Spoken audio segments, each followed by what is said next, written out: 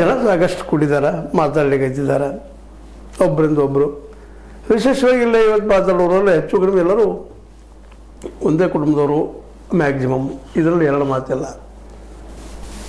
ಆದರೆ ಸಹಜವಾಗಿ ತಮಗೆ ಅನ್ಯಾಯ ಆಗೈತೆ ಅನ್ನುವಂಗೆ ದೇವೇಗೌಡರ ಮಗ ಮೊಮ್ಮಗ ಆರೋಪ ಮಾಡ್ತಿದ್ದಾರೆ. ನಮ್ಮಿಂದ ಶಾಸಕರಾದರು, ನಮ್ಮಿಂದ ಲೀಡರ್ ಆದರು, ನಮ್ಮಿಂದೆಲ್ಲ ಆಯಿತು, ನಮಗೆ ಮೋಸ ಮಾಡಿದರು, ತಾಯಿ ಪಕ್ಷಕ್ಕೆ ಮೋಸ ಮಾಡಿದರು, ಅನ್ಯಾಯ ಮಾಡಿದರು ಅಂತೇಳಿ ಪಾಪ ಮಾತಾಡ್ತಾ ಇದ್ದಾರೆ. ಇಲ್ಲಂದಲ್ಲ, ಸಿದ್ದರಾಮಯ್ಯ ಆಯ್ತು, ಜಿ ಟಿ ದೇವೇಗೌಡರು ಆಯ್ತು, ಹಿಂದೆ ಅನೇಕ ನಾಯಕರು ಈ ಒಂದು ವಿಷಯದಲ್ಲೇ JDS ಇವತ್ತು ನಾಯಕರ ಅಭಿಪ್ರಾಯದಲ್ಲಿ ಇವರೆಲ್ಲರೂ ಪಕ್ಷಕ್ಕೆ ಮೋಸ ಮಾಡಿದವರು.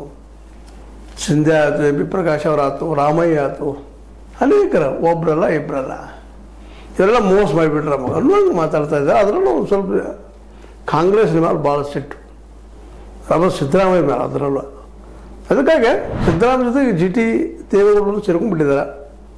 ಹೀಗಾಗಿ ಮತ್ತು ಅದು ಇಂಥ ಪ್ರಸಂಗದಲ್ಲೇ ನಮ್ಮ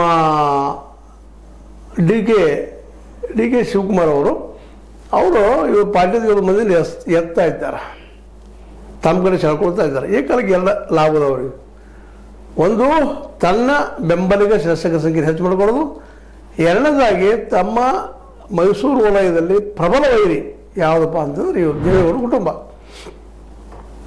ಅವರು ರಾಜಕೀಯವಾಗಿ ಇಲ್ಲಾಗಿ ತಾನೊಬ್ಬನೇ